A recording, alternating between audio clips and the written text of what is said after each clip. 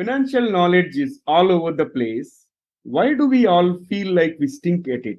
Let us find out in today's episode by chatting with Joe Saul-Sehy on this interesting topic. This is the Guiding Voice podcast series, The Guiding Voice for a Better Future. Folks, I'm your host Naveen Samala, just a fellow IT professional on a mission to shape the careers and lives of millions across the globe. And through the Guiding Voice, we drive conversations that matter, conversations that add value to your life and your career. Successful leaders across the globe share their knowledge and wisdom on our platform so that our audience will acquire more knowledge by tuning into the Guiding Voice for every minute than any other podcast in this space. Thank you so much for joining me today. And we are extremely pleased to have Joe part of our journey in shaping the careers and lives of millions across the globe. Joe, I'm super excited to have you part of the show. Welcome to Man, well, thank you. I'm excited to be here. And I've always wanted to go to India. My wife and my son have gone. And so I feel like I'm partway there, being on a podcast coming from India, at least is partway there, right? Absolutely. And as I was mentioning, you have a host in me. Anytime you visit Hyderabad, doors are always open. I'm just a call away. Likewise in Texas, my friend. Likewise. Absolutely. Let's catch up. Okay. All right. So let's dive into the conversation, Joe. And maybe you can briefly share your career journey with our audience. Yeah, I was a financial planner for 16 years. But even before that, I think what's material for me is that I was like most people. I lived in a family where we didn't have a lot of money, so we didn't talk about money. When I went to college, to become the next great creative writer, which is why I ended up being a financial planner, because all you're going to do as a creative writer is either write the next great American novel or serve coffee to somebody someplace. There wasn't much to do with that degree, but I grew up in a small town and I had really an engineering mentality, but I didn't know what an engineer was. I had no idea. I thought engineers, Naveen, were just the people that drove the train, that was it. But when I got to college, I messed up everything about my money. I got into credit card debt right away. I made a mess of my personal financial situation. I never had a lot of money. So it was kind of ironic when a friend called me and said, "Hey, would you like to apply to be a financial planner?" And specifically what he said was this. He said, "We don't hire people like you, but I think you'd be really good at this." So I don't know if that was a compliment or if he was, being me, but whatever. It turned out, though, that I was good at it. I was very good at explaining concepts to people. But at the same time, because I didn't know a lot about it, I was learning as I'm giving people advice. I was still really messing up my personal financial situation, though. And I realized one day, and it was a tough day. I ran out of gasoline for my car after giving advice to some people. And I realized what a sham I was. I'm living a double life. I'm giving people great advice about money. I'm taking none of that advice myself. I'm totally thinking that I can just earn more money and it's going to help me get rid of these bad, it's going to overcome these bad money habits that I had, these bad spending habits. And it didn't. So on that day, I cried about my money like a lot of people do around the world. And I realized I needed to do things differently. So I quit doing shortcuts. I decided I needed to put a financial foundation in place for my financial house. And it was amazing how quickly I went from disaster to competent, maybe 2.5 years.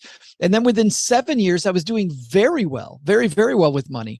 At age 40, I sold my business and I decided that I made a lot of money and I decided I was going to become a high school teacher. I was going to teach kids, go back into writing, teach kids about writing and become a track coach. I ran track and cross country in college. And I'm sitting while I'm taking classes. I'm in shorts and a t-shirt, and I'm doing all this writing for my friends who are in the financial industry.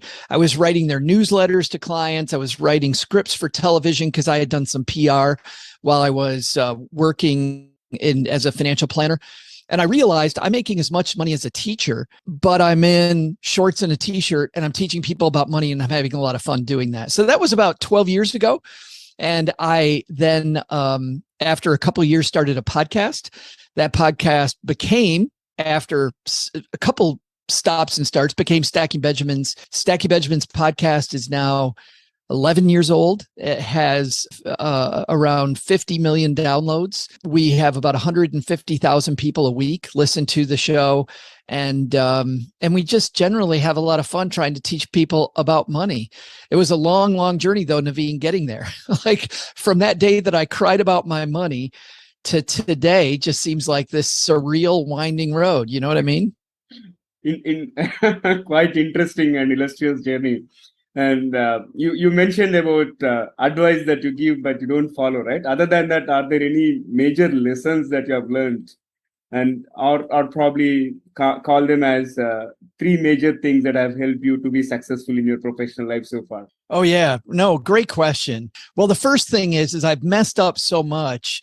I realized early on that you have to have a growth mindset. I feel too often, especially in these days with social media, Naveen, we're all so busy fighting and defending ourselves that we never think, where am I wrong on this? We're too busy saying, no, I'm right. Look at me, I'm right. We should be saying, where am I wrong? How can I learn? And it was only through that process of realizing what I was getting wrong that I finally started doing things right. So I'd say having a growth mindset is number one. Number two, for me, it was that idea of building a foundation. You know, it was funny at the time, I was making about 85,000 US dollars, but I was spending around 100,000. It didn't matter, by the way. If I'd made 100,000, I would have spent 120. If I made 120, I would have spent 150. If I made 150, I would have spent 170. I needed to have a foundation in place. I couldn't think that things were going to get better for me without that. You can't earn your way out of bad habits. But then the third thing, and this is a really important one, I feel like we live in an age where everybody's like, well, you know what? I'm smart enough to do this myself. I can go to Podcast University, I can go to YouTube University, and I'll learn it. And the answer is yes, you can, and you should. However, surrounding myself with really smart people paid huge, huge dividends. I think this idea that you're smart enough misses the point. Yes, you are, but you can get information much more quickly if you're surrounded by super smart people and who can cover your blind spots. I truly am a product of those people that I'm around. That's quite intriguing, especially surrounding ourselves with smart people and all. I don't know if you happen to listen to this Entrepreneurs on Fire, JLD. He says you are the average of five people, and today you chatted with JLD and probably I would say JS, Joe Saul-Sehy. Quite, yeah. Those are wonderful, wonderful lessons. And now, as a fellow podcaster, I'm curious to understand what are some of the toughest lessons that you have learned in your podcasting journey of 11 years, 50 million downloads, 150K people visiting. Of course, I'm sure it didn't happen in a day, right? Because I started my journey 2.5 years ago, and I know what it took for me to reach here, and I have a long way to go. So likewise, I'm really curious to learn from your experience. Well, no, and it's funny you say that, Naveen, because it was about at the 3-year mark that things really changed for us. The show was growing very slowly. I remember my co-host even said to me one day, he goes, "What the hell are we doing?" Like, I'm like, what are you talking about? This is great. He goes, yeah, I got other things to do. It seems like it's going nowhere. What we realized, this was the tough thing, was that, you know, deeper is not always better. That there's so many people that are being left behind, especially when it comes to money, that making the show actually, you know, it's funny. I want to say dumber, but I don't think our show is dumb. Making our show more accessible and getting rid of the jargon, getting rid of the depth, and just giving people something to hang on to. You know, there was this study done recently by this group called Nonfiction Research that showed that of 330 million people in the United States, I talked about crying about my money. Nearly half of those 330 million people say they've cried about their money. And you would think, by the way, that those people are people living paycheck to paycheck, living hand to mouth. While that is the case, of people making $200,000 or more, nearly half of those people say they're crying about their money. And these are people that should have their stuff together. So what I realized is, instead of going after these people who are already financially literate, they know all of the terminology, they know what they're talking about. There's all these great podcasts out there. There's great videos. There's great books. There's all this stuff. We're still leaving people behind because there's not enough people that are creating an on-ramp to all of those people. So saying that we're not going to be the last word and instead we're going to be the first word, we're going to introduce you to these cool people and these cool ideas was a great way, I think, to start. So I guess to directly answer your question, number one is deeper is not always better. Sometimes shallower and helping people, just giving your brother a hand and helping them get a foothold was actually better for us. We made our show more fun, more funny. It has kind of a, there's a big show in the US called The Tonight Show. We made it more of a Tonight Show vibe. We've got My Mom's Neighbor Doug. It's live from my mom's half-finished basement, and we're talking about serious stuff, but in a way that is disarming and hopefully makes people want to come. I think the second thing is, and this is another big one, is that, I've always had this belief, Naveen, and I think a lot of creators do, and you might too, that if I just build a really good show, people will come. They'll just listen to it. The bad news is it's so hard to find any show, to find your show, to find my show. We had to have a marketing engine. Like we had to have a strategy to market what we do. And if you're not good at marketing, reading some of these basic books like The E-Myth is a phenomenal book about building a business and then building your marketing engine. I also like Guerrilla Marketing. Great book. Guerrilla Marketing is phenomenal. Lately, I've been binging on a book called $100 Million Offers by a guy named Alex Hormozy. But knowing how to market, once you have a good product, first have a good product that you're proud of, like the guiding light, and then after that, know how to market that product. Excellent tips. I wish we had this conversation a year ago, but the point that you mentioned about the 3-year mark, in fact, I've heard it from Marketing School podcast as well. I think they mentioned it right before their 2000th episode, saying that most of the podcasters drop before 2 years expecting early results and all, but success happens to those who cross this 3-year milestone. So I think that is very critical, and we are just 6 months away.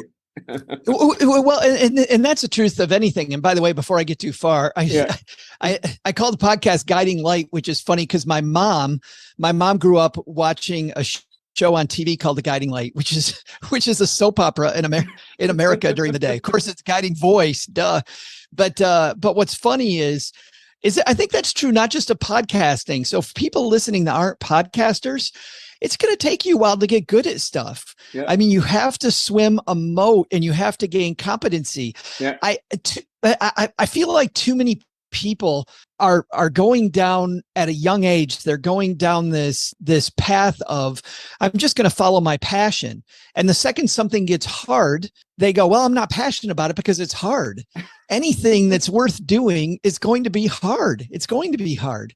So don't give up, because I think if you stick around and you have that growth mentality of how can I make it better, we literally at about the 3-year mark, we took our show and we made it, as I mentioned, more Tonight Show. We made it snappier. We started studying comedy. We're finance guys. We're studying comedy. We're taking comedy courses. We do all this stuff. You know what happened, Naveen?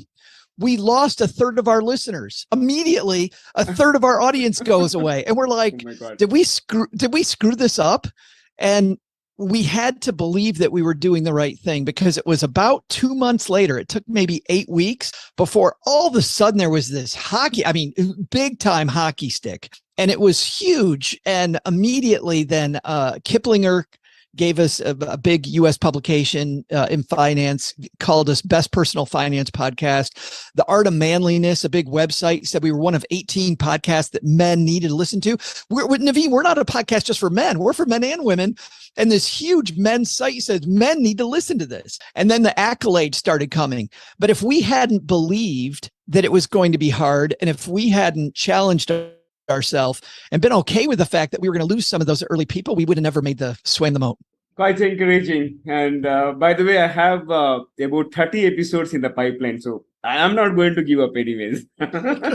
Good deal. Good for both of us. Yeah, exactly. All right, now let's move to the next question, Joe. Can you share about how to set goals that work? Because many times people set goals as part of New Year resolution, but come February, they're gone. Likewise, it happens, except for the work related goals are a little different because their appraisals are linked to it, and they're completely different from personal goals. Yeah, no, I'm right there with you because my New Year's resolutions every year are gone in a hurry. And if that strategy worked, more people would do it and we'd still be working on them. And so writing down your goals doesn't work. But here's the reason why it doesn't work. It doesn't work, I believe, and actually studies show it doesn't work because we write these in a vacuum. We write them at a time when we're aspirational. And then, our car breaks down or the dishwasher breaks or we get sick or something happens that throws us off our game that's much more immediate. And we go, yeah, these goals are great, but I'm going to deal with those later. Today, I have to deal with my vehicle, or today I got to deal with whatever the problem du jour is. So I actually started off I just wrote a book called Stacked, Your Super Serious Guide to Modern Money Management. And I started with this strategy because of the fact that I think this is foundational to everything that you do in personal finance. You do this thing that's visual instead of writing down your goals. So, Naveen, you've had people on the show that have talked about having a vision board, talked about putting your, wherever you get ready in the mornings, make these pictures. Our brains are visual. We don't think in words, we think in vision. And so, in fact, even studies show that people who are born blind still think in imagery versus thinking in any type of words. We have to learn words. It takes us a while as babies to learn that. But from the time we're born, we have this imagery in our head. And so that's why imagery really works. And what I love is this strategy that I call timelining your goals. And here's what you do. Take out just any basic piece of paper, and on one side, put yourself as a stick figure, put it like landscape style, put yourself as a stick figure and draw a line that represents the rest of your life. And along that line, instead of writing out your goals, line 1, line 2, line 3, line 4, put points on that line. Okay, this is the year that I want to be financially independent. This is when I want to own my own house. This is when I'm going to need a vehicle. This is when I'm going to educate my whatever it might be, put those on the timeline. And what's cool is because we think in terms of spatial recognition, our brains start doing this cool stuff where we're like, okay, which goal is more important? Is it this one or is it that one? Do I want to put my kids through university, or do I want to be financially independent in that day? And if I can't get both of these, then which one's more important? Which is great because we have these horrible discussions about money when the real discussions, the fun discussions, are about what do we value, right? What's valuable to me in my life? And once I start having those discussions, this goal versus that goal, and which one's more important, I'm much more likely to get them. But then other things start happening that are cool, because then my brain starts working, okay, if I want to be financially independent by the time I'm 50, how much money do I need to save every month to get there? And then I start thinking about my budget, not in terms of how do I not waste money, which, by the way, the more I think about not wasting money, the more I'm going to waste money, right? Instead of that negative, I have to think positively. Hey, I need to save $400 every month to get to my goal. I need to save X amount of money to get to my goal. And then that also helps us know how to invest that money. And then we also can set up milestones so we can high five ourselves every 6 months if we're ahead, or if we're behind, I can take corrective action. So I love the idea of putting our goals out on a timeline against each other and having them fight it out against each other like a wrestling match versus just these New Year's resolutions, to your point, that are in space. Like, how am I going to even monitor those goals? And they're going to fizzle out very soon. But yeah, I loved the vision board. You have taken it to the next level altogether. I can imagine a stick figure drawing lines out there and have those visuals around which vehicle you are going to buy and when those milestones. That's superb. I'm going to do that right away. Oh. So powerful. Yeah, so powerful. Indeed. I have my own vision board, and of course, it is not in this particular room where I'm doing this show, but I have set up myself and I coach my mentees as well to set up their own vision board. It really works. Wonders, right? It is. I think the power is in that visualization. I'm with you completely, David. All right. So, Joe, now let's talk about this dangers of FOMO, fear of missing out, be it the basic stuff. We are glued to our mobile phones all the time and opening the social media platforms every now and then, not to miss out what is up, what is the some update posted by somebody else. How many likes did I get, or how many people are commenting on my picture? That could be one basic example I can think of, but you can take this forward from here. It is. It's so frustrating, and the more we look outwardly at what other people have, the more we find ourselves desiring what they want, which I think is the key to FOMO. The key to FOMO is spending too much time outside and not enough time inside. Not thinking about for me and what do I really want just for me. I mean, studies show we've had in the United States this huge run up in housing. Well, heck, we've had that across the world, right? Real estate prices going up. And so with real estate prices going up, part of that, I believe, and people way smarter than me believe, is because of social media. Because social media shows somebody else has bought a house, and because they made money on that house, well, guess what? I can make money on the house too. So now I want a house. I don't really know anything about housing.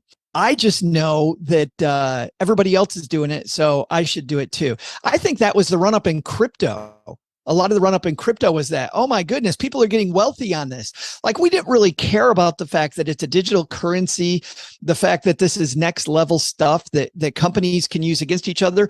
We thought it was the way to get rich very quickly.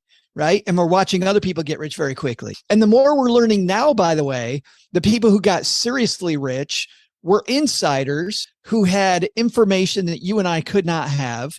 Don't get me wrong. There were some people who made lots of money that didn't have it, but the game was rigged against us. So to not play that game, I think, is super important. And the way to not play that is to think what's going to really light me up. And generally, when I think that, I think much more I think less in terms of money and more in terms of life. And let me tell you what I'm talking about there. You know, for me, what I realized is a couple of years ago, when I started thinking about my legacy, I thought about none of my goals work. Nothing goes anywhere if I'm not healthy. Right. So increasingly, I'm thinking about what I eat. I'm thinking about how I sleep. I'm thinking about my workout schedule.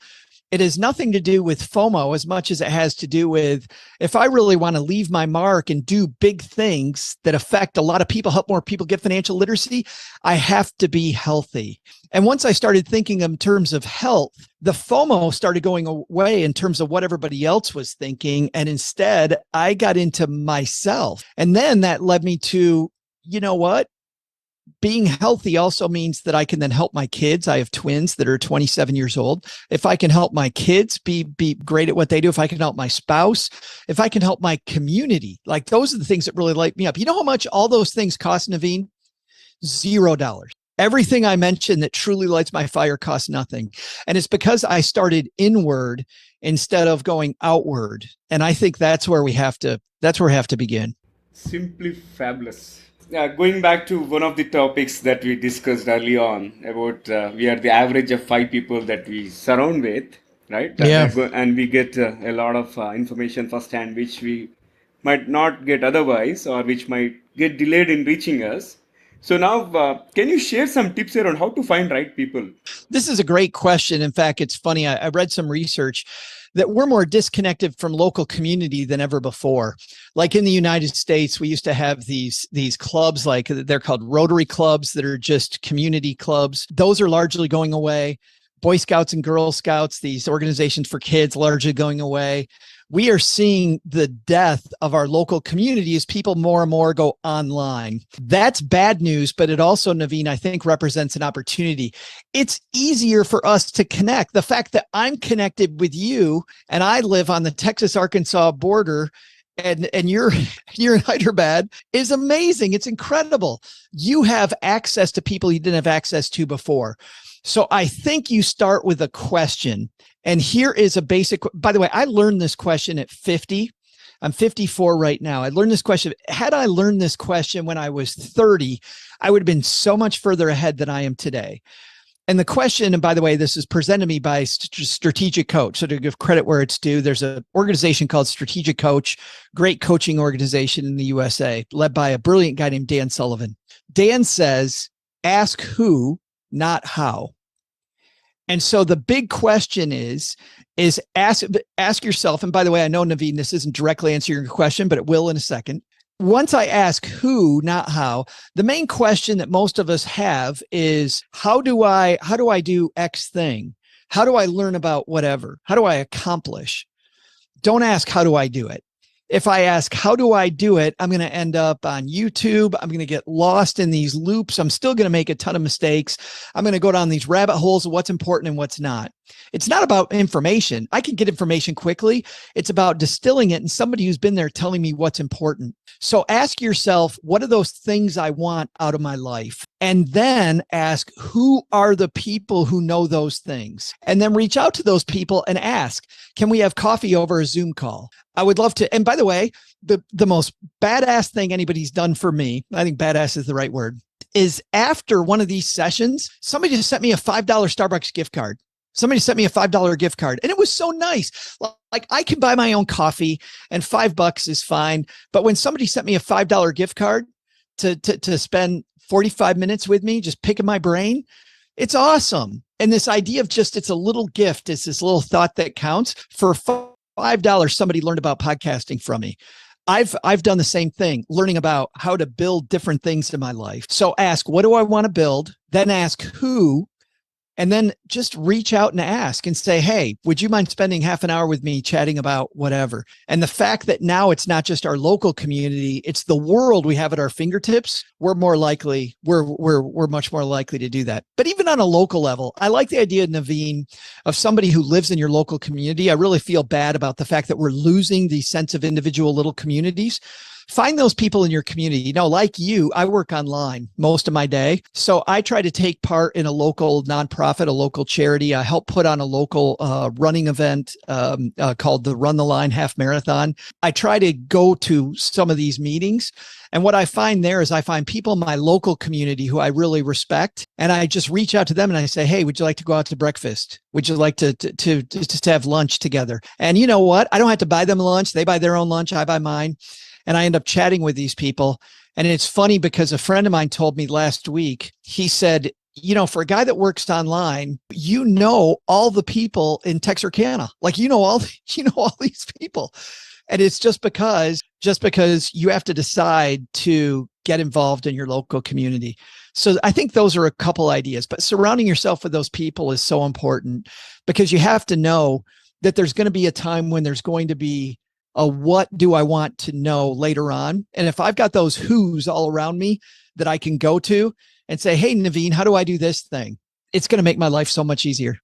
You brought in a very important topic in terms of ignoring the local community and staying connected with those around us. I think, we are totally flooded and we are trying to live in the virtual world. Like there are so many quotes around saying that, okay, you might have 50,000 people on Instagram and 5,000 followers on Facebook, but are you really interacting with them when it comes when you face them in a physical environment, right? That is something very profound. And in fact, I started realizing the value of local communities a few months ago, and started involving in those, and I see a lot of value add in that. And those are some fabulous tips, and I'm thoroughly Well, enjoying and this conversation. Yeah. Well, and it also, Naveen, it makes us feel better, right? I don't know Yeah, about you, yeah, but yeah. when I get involved on a local level, I just feel good. I don't know what it is. COVID kind of took this away from us for a while, this ability to be face to face. And now that I'm in rooms of people again, I'm face to face with them. I don't know. I get this feeling there's got to be something scientific about it because being face to face with these people, I think is so important. Indeed, yeah. And we are losing that social connect, right? Of course, pandemic led to that, but definitely we have to go back to the erstwhile communication, which is very, very important because of late, I started working from home for about 2.5 years now, right? And when it comes to these physical meetings, there is slight discomfort, okay, when we are Yeah, speaking to them and all, right? And it agreed. didn't Yeah. exist. It didn't exist. I used to address hundreds of people in conferences and all, right? But we may have to focus more on that. All right, so let's move to the next question. And this caught my attention while I was going through your profile about crops in the field thought process. I'm laughing because this is from my book, and this is one of the most asked questions that people have asked me, because even my co-author on the book. And by the way, just an aside, when I talked about ask who, not how, Naveen, when I went to write this book, it's my first book, and it got published through the world's #1 publisher, Penguin Random House. It's had a big success. It's won a bunch of awards, but I didn't know what I was doing. And so I could have written it myself, but I asked who knows how to write a book. And I went to a friend of mine who has 5 best-selling finance books in the United States and said, can you help me? And then she wrote half of it. I wrote half of it. And that was kind of how we got a big publisher too. We got a big publisher because of the fact that I asked who, not how, and they felt very comfortable with her versus a first-time author like me. But crops in the field, I'm a farm boy. I grew up on farms. And I think even if you've lived your entire life in the city, you will know this analogy. And that is this. People, when you talked about FOMO earlier, Naveen, people will often, when they're like, oh, I got to get into crypto, that means they take their money out of whatever investment they're in now and they put it in crypto instead. Well, if you think about doing that with your crops as you're a farmer, growing corn is a great thing to grow. All of a sudden you want to grow wheat. You don't pull out your corn halfway through the growing season and stick wheat in the field instead. It doesn't work that way. Crops have a growing season. And when you look at that timeline that we built earlier in the show, you'll see how much time it's going to be till you need the money. That is your growing season on that investment. And what people worry about, especially, and you talked about FOMO, people worry about having the right investments. Here's how you get the right investments. What most people do is they try to know everything about every investment, and they freak out about the fact that, oh my God, there's so many different choices. How do I choose the right one? Well, the problem is we're trying to be an expert in all of them, and you can't be. There is no way you're going to be an expert in all the things that are out there. If you start with that timeline, and I know how long I have until the goal, I then narrow my search to only investment types that have that growing season, right? So if it's 15 years to my goal, what historically has gotten me there most reliably over 15 years? And I'm going to do that. So as an example, stocks. If we look at the stock market, the worldwide stock market, if you have 1 year or 2 years until you reach your goal, that is not a long enough growing season for stocks. It's horrible. You're better off taking your money to a casino, because it's pretty much the same thing. And going to a casino, you'll have fun, right? You'll have fun watching your money go down the toilet. In the stock market, you'll have no fun in a year or two.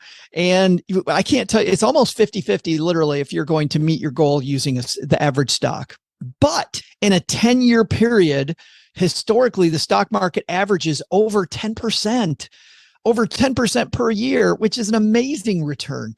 So I know that if I have a growing season of 10 years, stocks are fantastic. If I have a growing season of 1 year, stocks are horrible, and I don't want to look at them. Instead, I want maybe a high yield savings account to help me get to that goal, maybe a certificate of deposit. But I definitely do not want stocks or real estate. Real estate's the same way.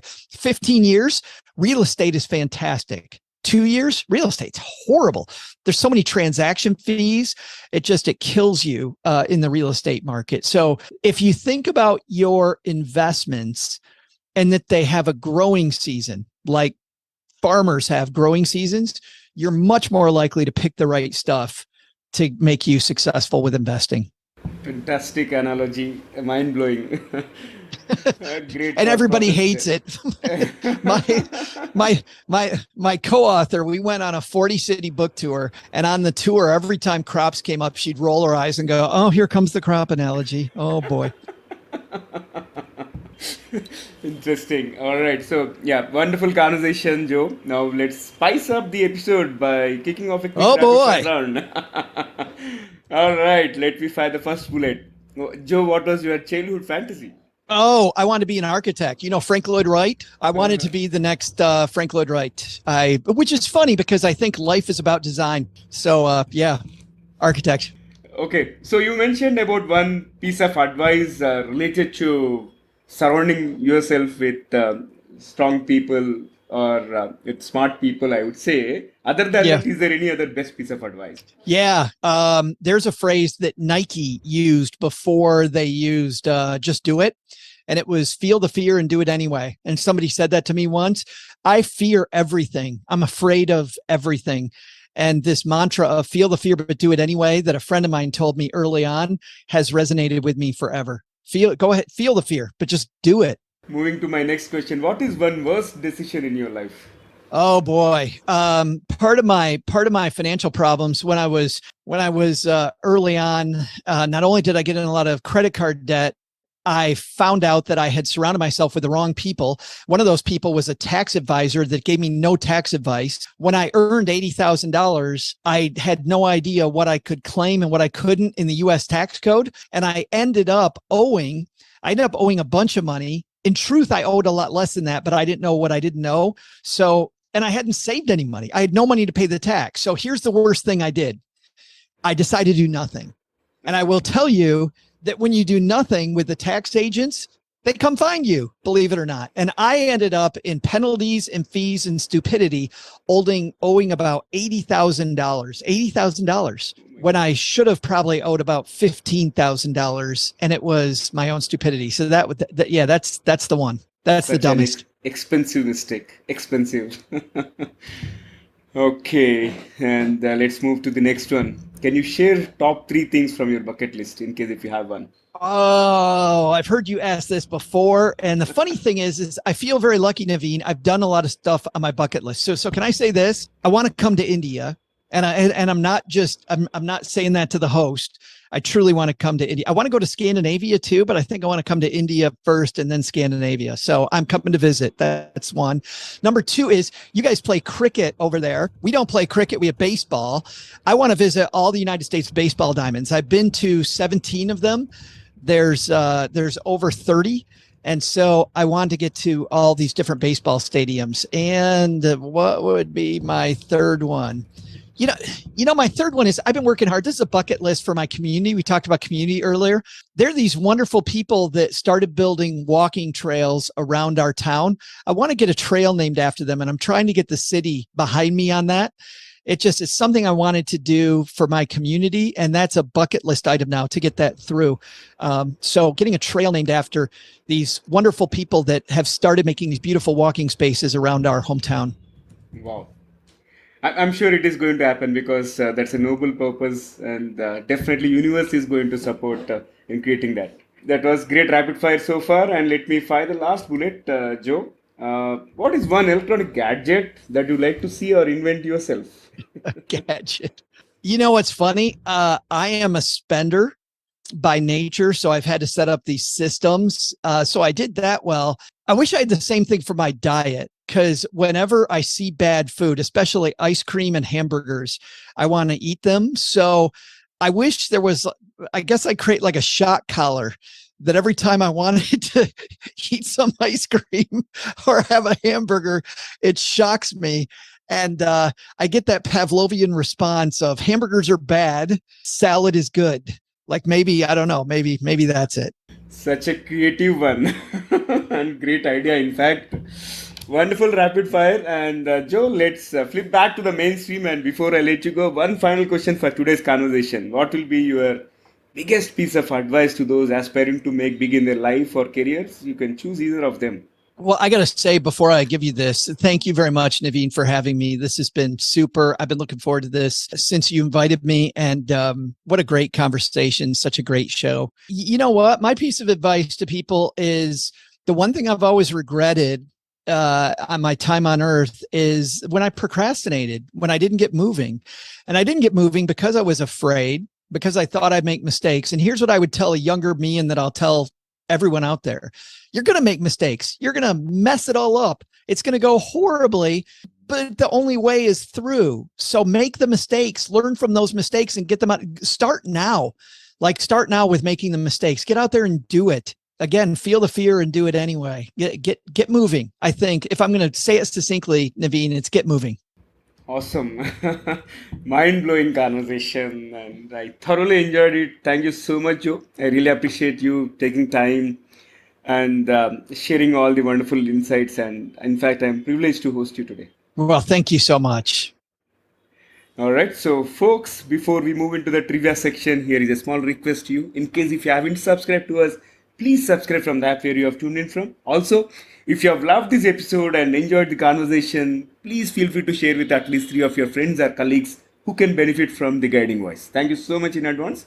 Now let's hop into the trivia segment of today's episode. So today, Joe has given a lot of tips around goal setting, how to deal with fear of missing out, and many other aspects. I'm going to share some tips around surroundings, how surroundings are going to influence our goal setting. In general, like what I did is, in case if before I launched my podcast, I announced to the public saying that I'm going to do it in 2 months. And I've set a hard goal for myself, and that constantly reminded me not to lose that particular word in front of all. And that made me launch my podcast, and we have released over 270 episodes by now. Right. Likewise, having a supportive social circle can help encourage you and show you how to stay motivated throughout the challenging situations. In fact, career coaches and mentors provide expert guidance and resources for personal and professional development. However, inspiring people lift you up and help you get back on track, especially when things don't go as planned. So, when setting goals, it is also important to create a circle of supportive people to help you stay motivated along the way, because it is going to help us immensely. And in addition to that, it is also equally important to avoid naysayers and toxic people who impulsively shut down your ideas, which means just avoid those negative people around you. That's all for today. In case if you have any tips around goal setting, please drop them, shoot them through social media, or email us at theguidingvoiceforyou@gmail.com. And in addition to that, if you have any topic recommendations or speaker suggestions, feel free to reach out to me through social media or email us at theguidingvoiceforyou@gmail.com. Thank you so much for joining me. Friends, I'm your host Naveen Samala, just a fellow IT professional on a mission to shape the careers and lives of millions across the globe. Until next time, bye bye. See you all in the next episode.